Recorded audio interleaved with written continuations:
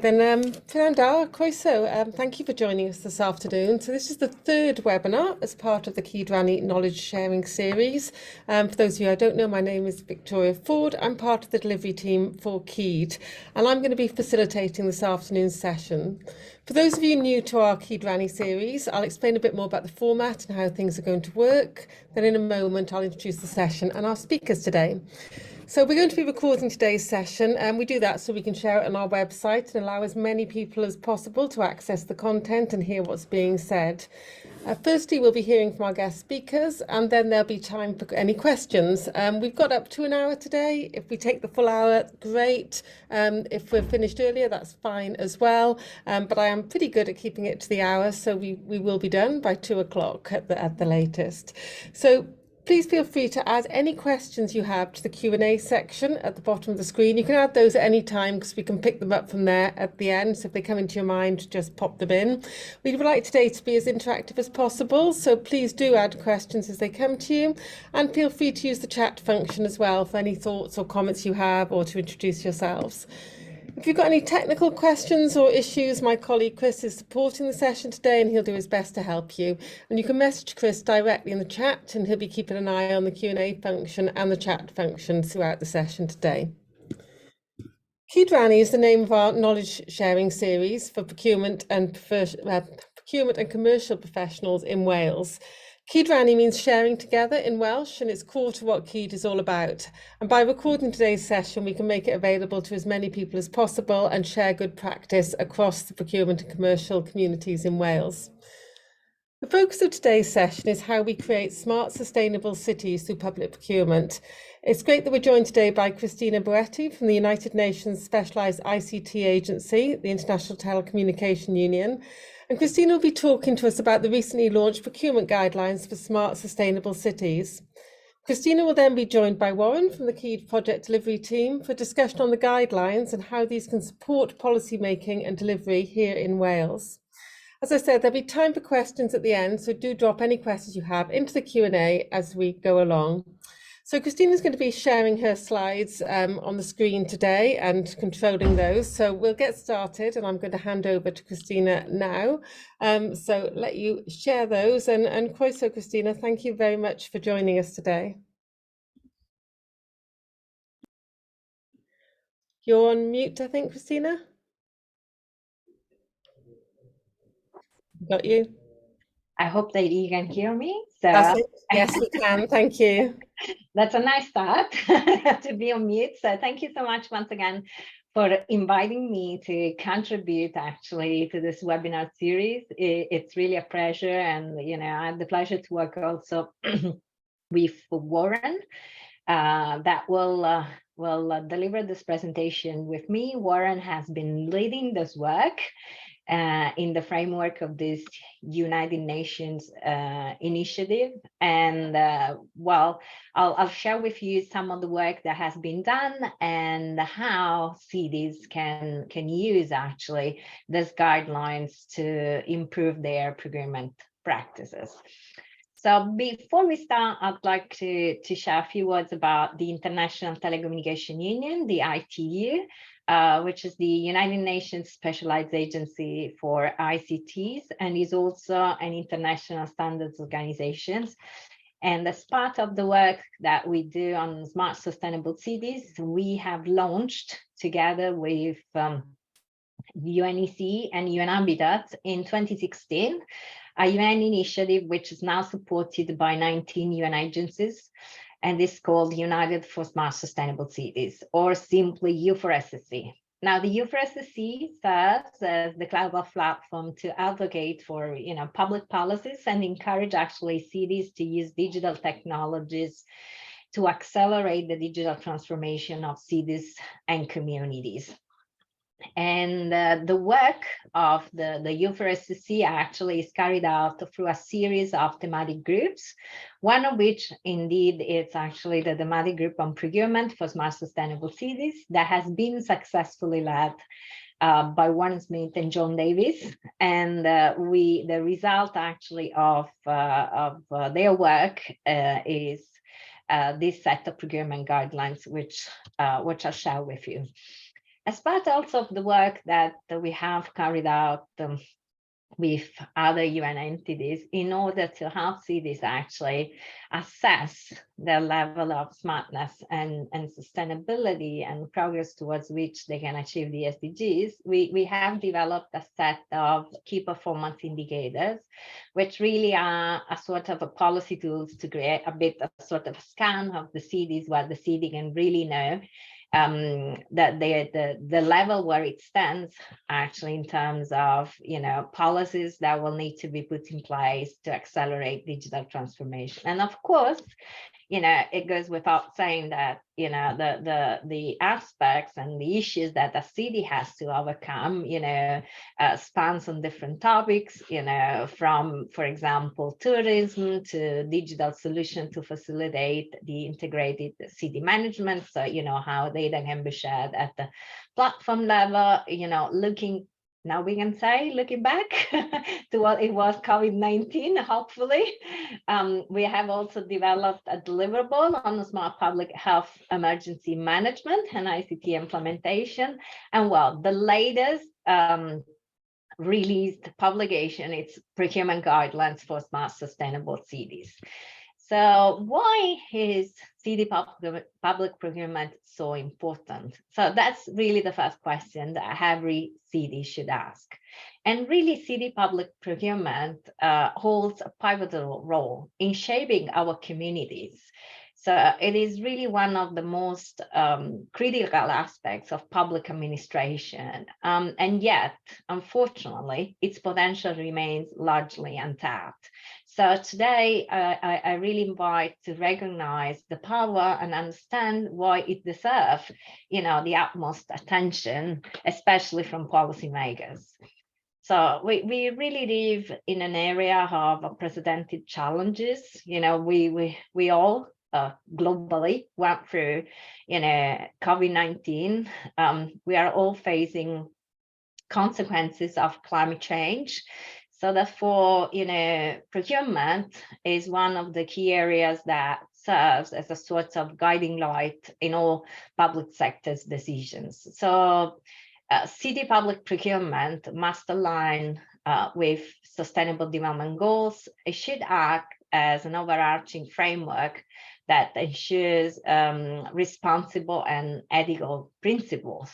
And transparency and accountability, of course, are essential pillars of an effective governance. So we'll look at city public procurement as providing an opportunity to promote these principles. So by adopting transparent principles and procedures, so for example, open bidding processes, robust monitoring mechanism, we can build trust among our inhabitants and instill confidence in decision-making process. So public procurement is certainly a powerful tool for addressing also social inequalities.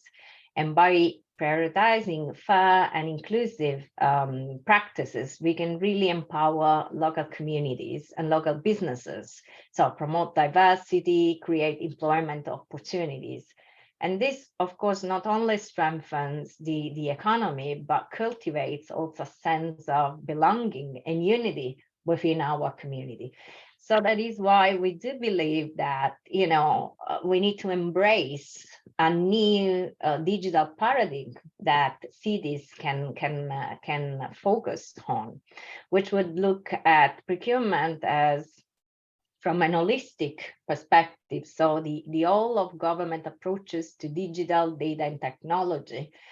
I think we all know that probably before COVID, not many governments, not many cities, they were paying attention to technology, to data. Very recently, actually, we have realized how important it is also to communicate effectively with citizens. So it is extremely important to put in place an holistic approach at the city level. We need to create an enabling environment for innovation and continuous improvement. Key pillar is co-designing and co-delivering better policies, solutions, and services that can, serve citizens' needs. And as part of the process, of course, we need to be as inclusive as possible. So participation at the multi-stakeholder level is key, which also requires a new approach in terms of multi-stakeholder collaboration. And there has to be a social purpose and a positive impact that can be, seen. So in doing that, certainly, cities can accomplish, let's say, this by mainstreaming accessible and human-centered design, including data center and data-driven and open approaches in public procurement. It is also important to use public procurement approaches that fit for the 21st century. We cannot continue to use procurement practices that are outdated. That there are new changes. Digital transformation is affecting every single sector, including cities. And of course, investing in multidisciplinary and cross-functional teams funded on honesty, transparency, collaboration, accountability, and integrity is key. So that brings us, also to looking at how, the opportunities provided, for example, by the digital government can be seized in terms of, for example, open data and new technologies that can be used throughout the full public spending life cycles. So now, cities and many cities, unfortunately, they're not able to do all of this by themselves.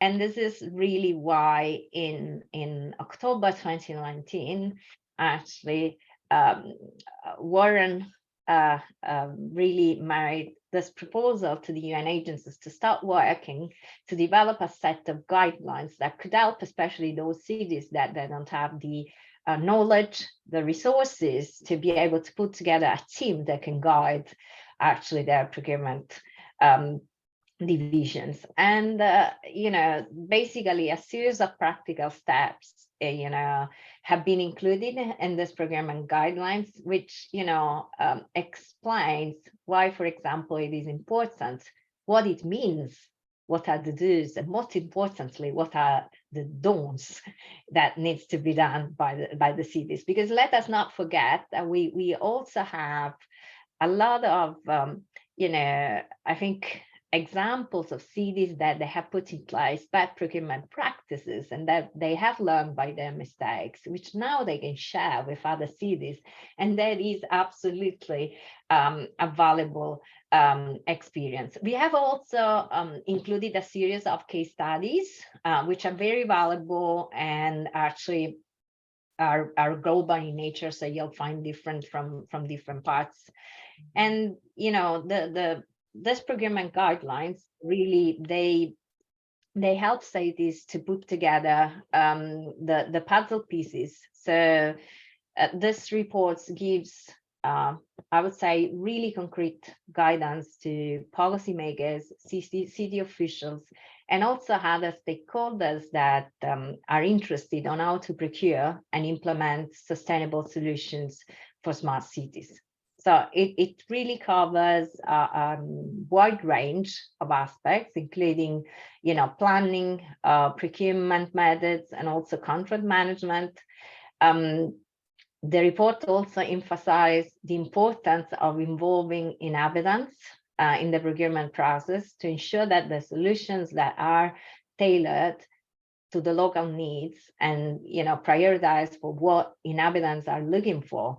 And of course, the report does not forget to highlight the importance to take into consideration interoperability. We can have different platforms that generate excellent data, but then if these platforms are not interoperable, then unfortunately the data cannot be analyzed and shared at the best, which means that decisions cannot be taken in the best effective way. So by following let's say, and implementing these guidelines, cities can ensure that their smart city initiatives are not only innovative, but they are sustainable and inclusive. So that is really the true value why we want to work together with cities.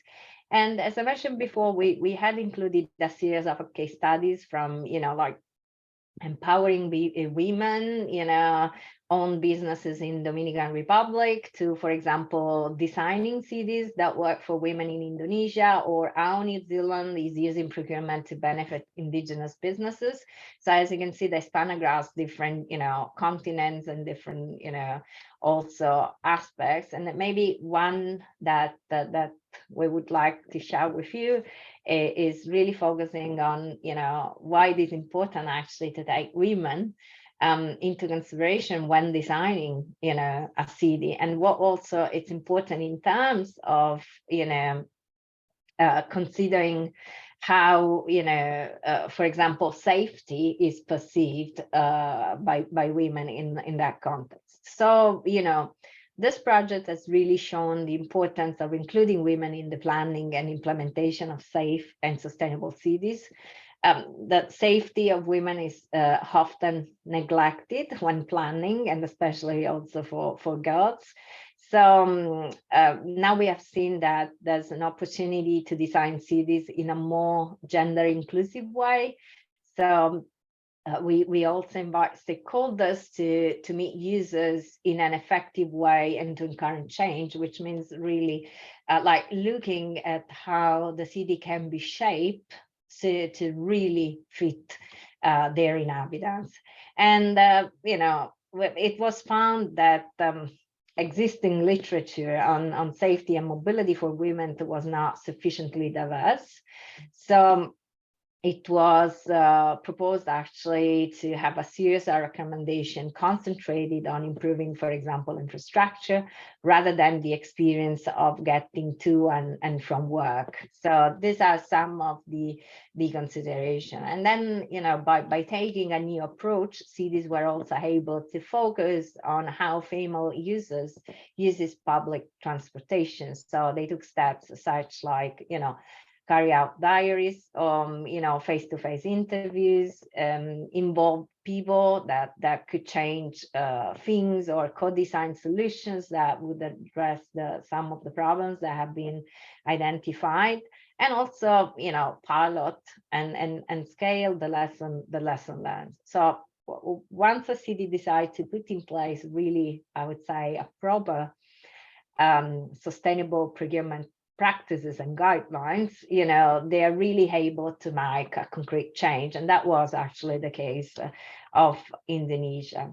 So we had also the opportunity to explore and get some feedback during one of our digital transformation webinars where Warren attended, and we take the opportunity also to invite you. And then if you would like to hear more about procurement guidelines, but also about, broader aspects related to smart sustainable cities, I'd like to take the opportunity to invite you to the EU4SC annual meeting that will take place on the 20th of June. And just last to mention that the procurement guidelines are part of a series of reports co-developed also with other UN entities, which helps cities in actually shaping their strategies and governance. So, we're going to publish these two deliverables, master plan and the guide actually for city leaders in a couple of weeks. So I thought that it would be nice to share it with you as a complementary information. And with that, I'd like to thank you for the invitation and for the time, and then maybe, back to you, Victoria. Thank you. Thank you very much, Christina. And just to say, those links that are in your presentation there, we'll make sure they're shared on our social media, on Twitter and LinkedIn, and also on the KEED website, keed.cymru. So along with the recording of today's webinar, we'll make sure those guidelines are there. So thank you for sharing those with us. It'd be good to have them as resources that people can go to when they need to as well. I'd like to ask Warren if you'd like to sort of join Christina on our sort of virtual stage, I suppose it is at the moment, to just have a bit of a discussion really about some of the points that have come up in what Christina's talked about today, and some of the considerations for us here in Wales when we're thinking about the way that cities are designed and taken forward at the moment. So Warren, can I hand over to you, please? Thank you. Yeah, thank you, Victoria. Thank you, Christina, so much for your contribution to today's Cydrannu session. I think obviously I'm intimately involved in this work, and so very familiar with all of it, having led it since, as you say, October 2019. And I remember that event very fondly because it was just before COVID, and it was like the first time that we actually got together in Valencia, Spain.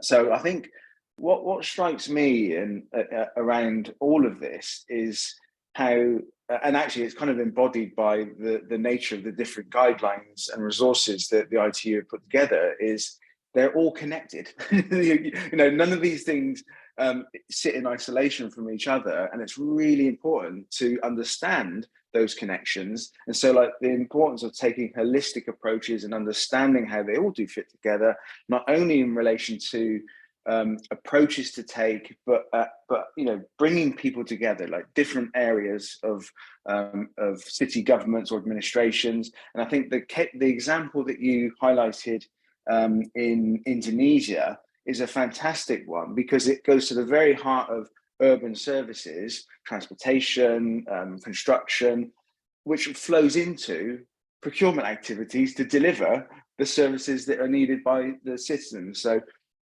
I think it's one example where you can say, right, well, fundamentally, how are city planners, urban planners thinking about the holistic nature of those services, and how are they then engaging with procurement and commercial practitioners, digital data and technology specialists, so that there's all of those kind of perspectives on what a good, sustainable, inclusive city and all the services that go with it mean. And so, yeah, I think it was a fascinating example. And when looking at some of the kind of the standard working practices that had never really gone unchallenged, the fact that men were kind of dominating the design of cities without really considering the needs of women. And I just wondered, Christina, have you seen kind of other, obviously the guidelines contain a bunch of case studies, but where have you seen some of the perhaps the challenges within your own experience, not only through the ITU, but also in some of the cities, administrations that you've been working with, where procurement kind of comes up time and time again, I imagine, as a challenging area, but also an untapped area of opportunity?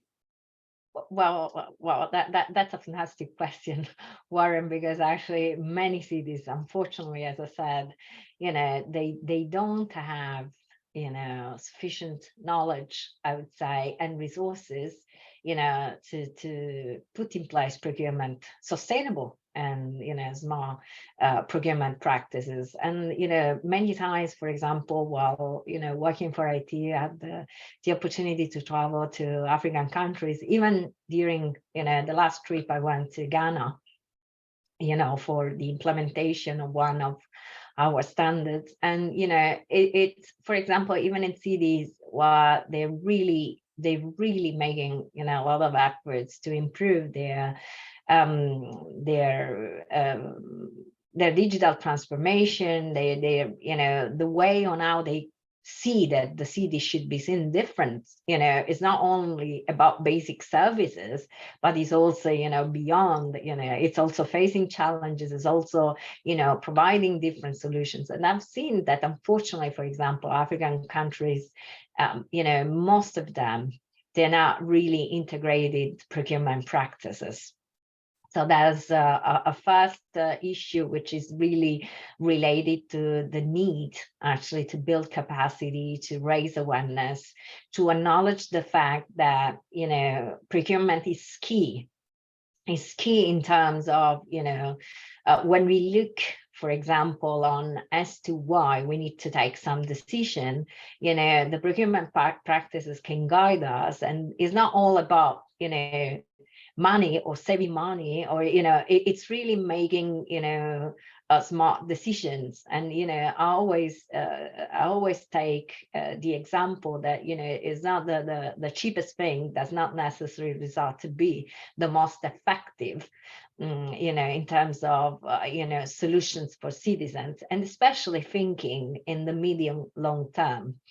It's challenging. We know that, especially when we talk with mayors, mayors are always interested in having short-term results, and procurement sometimes takes a while was to see the results, to see the savings, to see actually the benefits. But I do believe that now it is key. There is really no city that can, continue to neglect and have, and not have actually procurement guidelines. Definitely, Africa and Latin America are two continents that probably more than others are suffering from the lack of, procurement practices. There's, I think, I would say lack of knowledge, but there is also, I think, a bit of the way on how the city itself it is actually being built over the years. So the way of the city governance applies in that specific city and in that specific regional context. That makes a huge difference. So for that reason, I think that especially European cities, in a sense, they are advanced, because the way how policies have been shaped at the European level, policies have been shaped in terms of growing as Europe as a continent, so going really beyond what the European Commission is or does, but really Europe as a continent gives European cities, in a certain sense, a privileged position also to offer some good, lesson learned. So that is certainly something that we have seen and we keep seeing. Thank you. And I think when we talk about digital or ICT, digital data and technology, a lot of people kind of instantly think, oh, it's about technical solutions and that's the end. But actually, these are enablers of achieving these, these better outcomes, where we can seize those opportunities that are provided by digital data and technology throughout the whole kind of commercial life cycle. But I think there's, and this is why we talk about a digital commercial paradigm, being that digital approaches, i.e., human-centered, design-led, data-driven, more experimental and open, they're indivisible from commercial and financial practices and other functional kind of practices within administrations. So it's kind of, how do we help to encourage that as just the way of thinking and working, which is fit for the 21st century across every functional area that has a role to play in providing better public services to the communities that they're there to serve. So for me, that's like that's what gets me excited, is how can we kind of herald in this new paradigm which reimagines the procurement and commercial profession fit for the 21st century and the challenges that we're facing today, let alone in the future. So the sort of myriad of crises that are overlapping, and cities are right at the front line of not only being quite vulnerable to all of those overlapping challenges, but actually being quite uniquely positioned to then actually do something about it. So yeah, I think that for me is really exciting. And so yeah, I think that to me is about, well, that's capacity and capability, but how do we encourage that kind of different way of thinking? That's behavioral change, cultural change, and bringing different city leaders together in all those different functional areas. And we talked about within the guidelines, the enabling environments is absolutely critical that at the C-suite, the chief executive and the chief digital, the chief commercial, the chief financial officers all have a shared understanding of what they're trying to do for their city administrations, and they enable anybody within the organization to feel comfortable, empowered, trusted to challenge things if they don't feel that it's working. So, and I think that's a really fundamental part of helping to shift the dial and move away from just doing the same old stuff. So, and public procurement is quite typically in that space, but not exclusively. There are other functional areas as well. So do you see that there's any kind of glimmers of hope that are being shown around some of the cities within the network of people starting to say, well, actually, yeah, we do need to be fundamentally challenging? I think absolutely. I believe that, for example, COVID-19 has proven to be, an unprecedented challenge, from a mental perspective, from, the many people that have died, but it also proved to be an incredible opportunity for a digital paradigm shift. Cities, they have realized actually the importance of having, procurement practices in place when they had, to do things quick and fast and in an effective way and bring results to the citizens.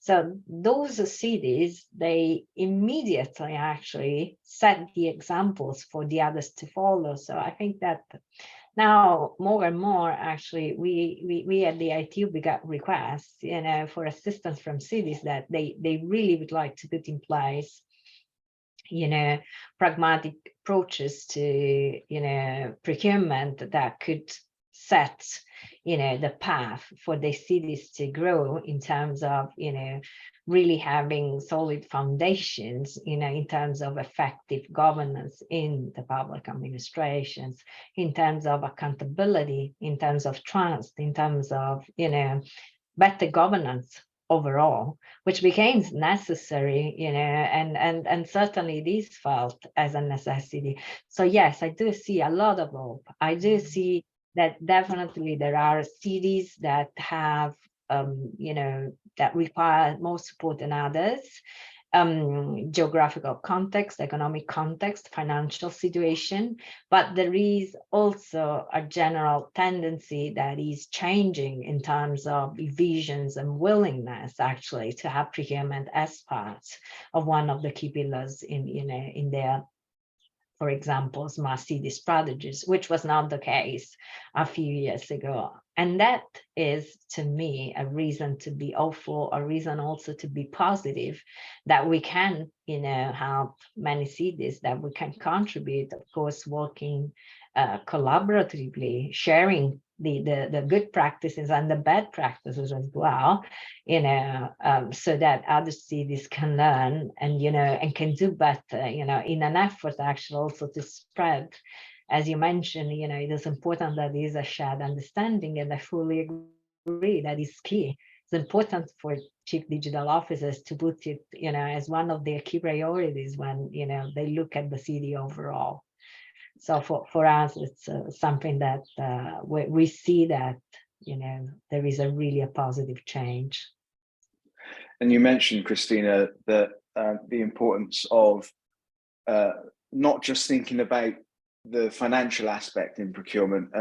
We see this time and time again where people are putting far too much emphasis on lowest price, and we can understand the importance of lowering costs overall, particularly in times of economic constraints. But I think the opportunity here is to shift towards a much more kind of, I suppose, diverse way of thinking about what public value means, away from purely an economic dimension. So the importance of environmental benefit, social and cultural benefit, as well as economic benefits. I think those dimensions of value absolutely have to go to the very heart of any decision that is being made at any stage of that commercial life cycle. Because, and we talk about the commercial life cycle a lot, because even though these are called procurement guidelines, decisions actually that affect how things are procured and how things are delivered take place way before the procurement takes place and way after a contract's been awarded. So that holistic view is really critical, and ensuring that there is that kind of golden thread of those principles that you presented, I think, is absolutely vital.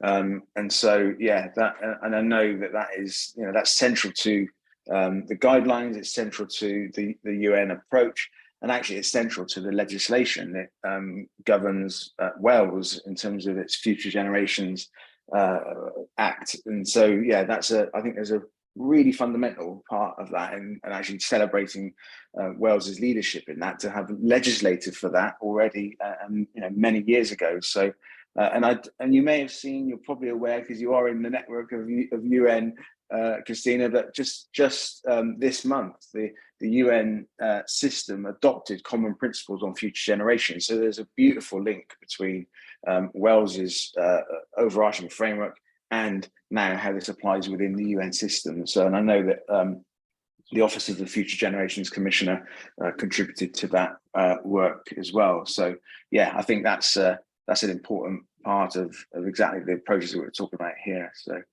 just if you have your reflections on that.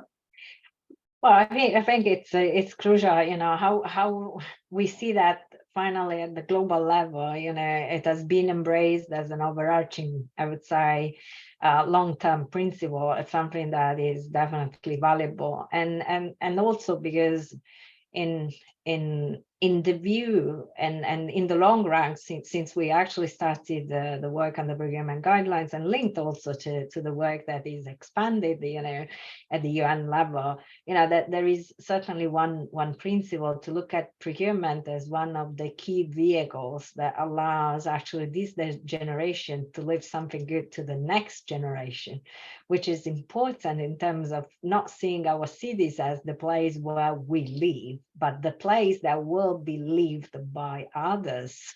And that's important because that in the long-term vision that was set on the future generation, that's exactly the willingness actually to do something really for good, really something that can give future generation that we can live in a better planet, that we can live better cities, that we can live also better places to live. And I don't think actually in I really don't think that in 2023 we are able to do so without having procurement practices in place. Effective procurement practices is really part of this overall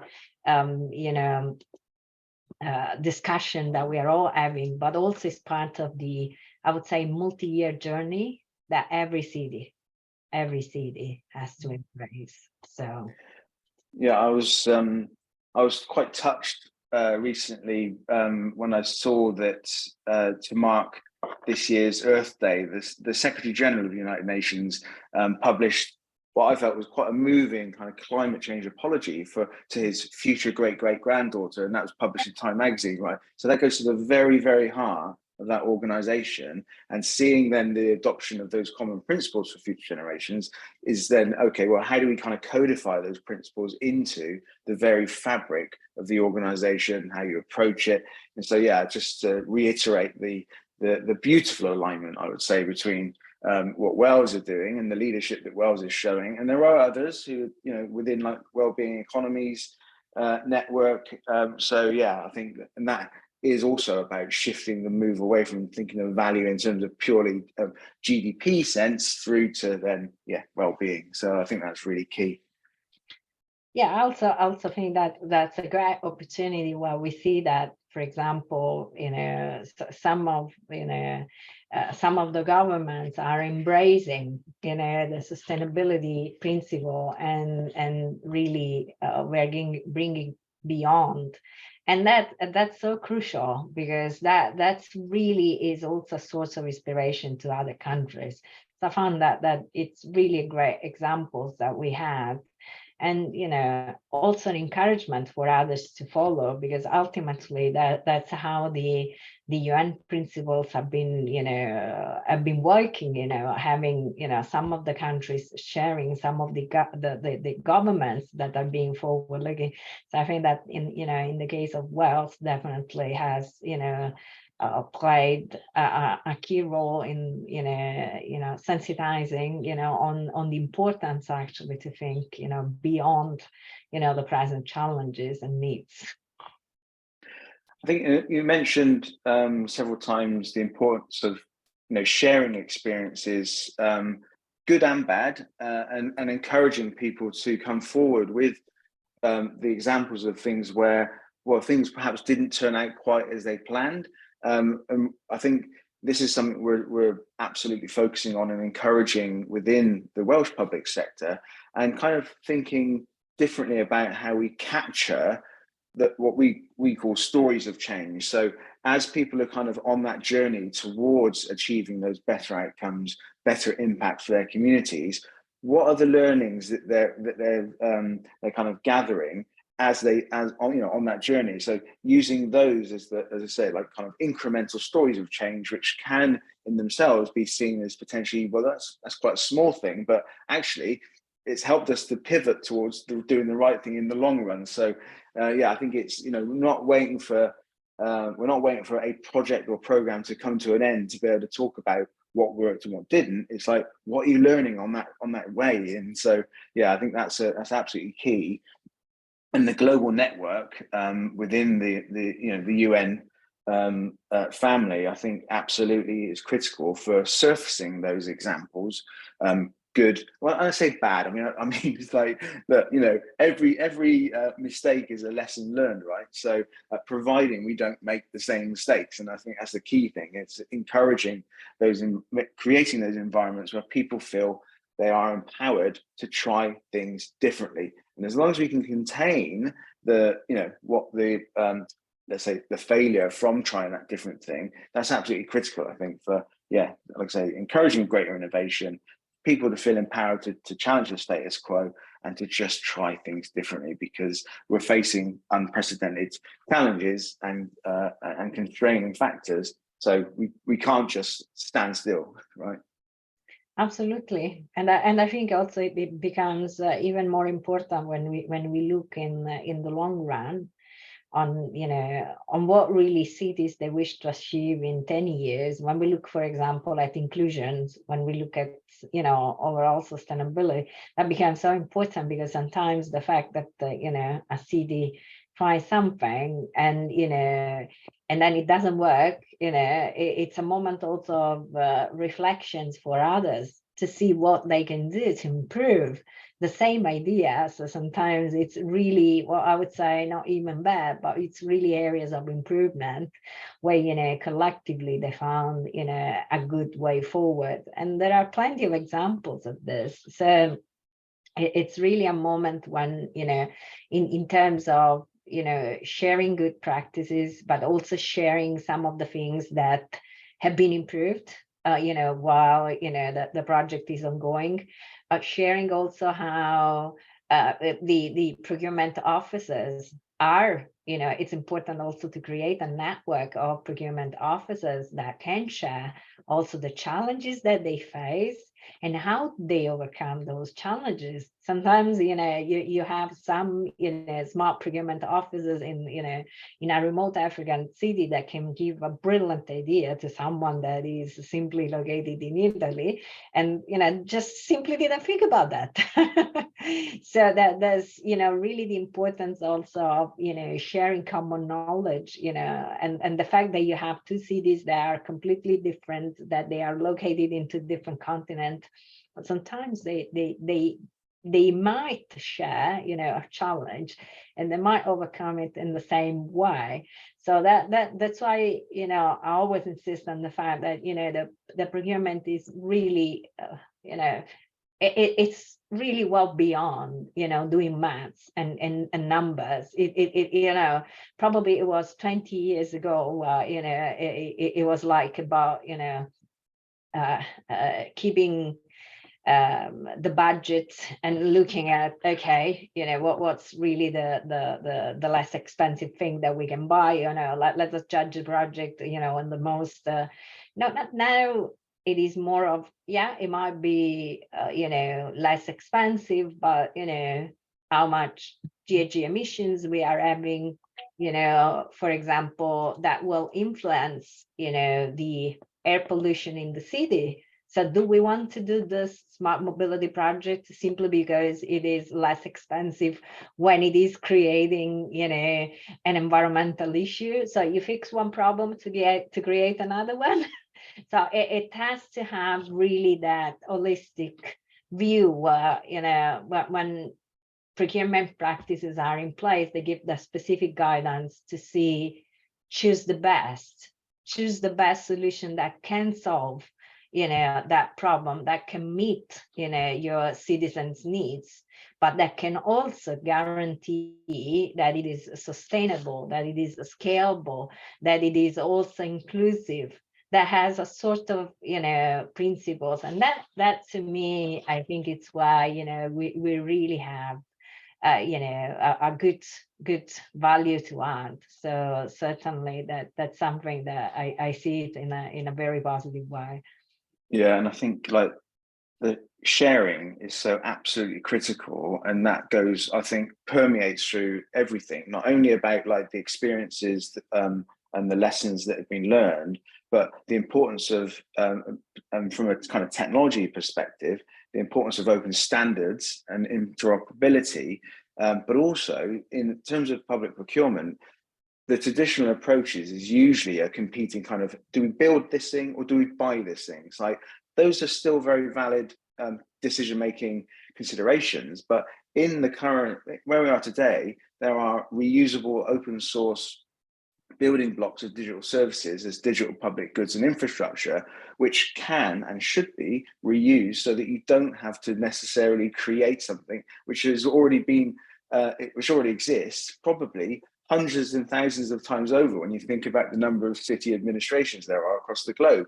And there's some really great examples of this, you know, still quite an emerging paradigm of digital public goods, but really critical that we think about, I would say, what is available that we can reuse first, and then we understand what is what can be bought as, I would say, public cloud infrastructure, software components, but then what then can't be reused or bought, we look at what we would need to build, and then anything we do build should be based on standards and fed into the growing ecosystem of digital public goods globally. So I think that's helping procurement and commercial people to think broader than build versus buy. I think is also a really important start to to avoid that kind of unnecessary duplication of things. So yeah, sharing I think is really key. Interoperability. I'm going to jump in. Thank you. There's some good challenges in there, I think, for people to be thinking about, and particularly thinking beyond some of those initial points around cost and what's out there and how we share and think differently about it. So thank you for that. I did want to give chance for anyone listening in to ask any questions from either Christina or Warren. So if anyone would like to ask anything, a couple of ways you could do it. You can put your question into the Q&A or the chat, or you can put your hand up and we can unmute you and let you come and ask your question yourself.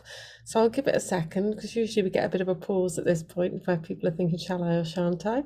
And if we have questions, we can get those asked. Anyone want to ask anything?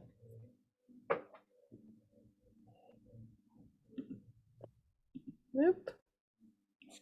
I shouldn't have interrupted you, should I? But that's fine. I just wanted to make sure that if anyone did have anything they wanted to ask, they had the opportunity to do so. In that case, I'm going to draw the session to a close, and thank you both very much for your contribution today and for sharing with us and the wider community that Keed is building. And that bit about sharing good practice really goes at the heart of what we are trying to achieve here with Keed. So thank you for sort of bringing that to the fore in part of the session today as well. I know that up on the screen, people can see it, there is a QR code. If anyone would like to get involved in the work that we're doing with Keed or become part of the user testing group that we've put in place, please do give that a click, and that will take you through to the registration form to do that. Or you can just get in touch with us either on Twitter or LinkedIn or via the website at keed.cymru. And we'd like as many people as possible to get involved from across sectors in Wales and beyond, so please do get in touch with us. So thank you very much again to both of you for joining us today, and we look forward to the next session. Thank you all. Thank you. Thank you.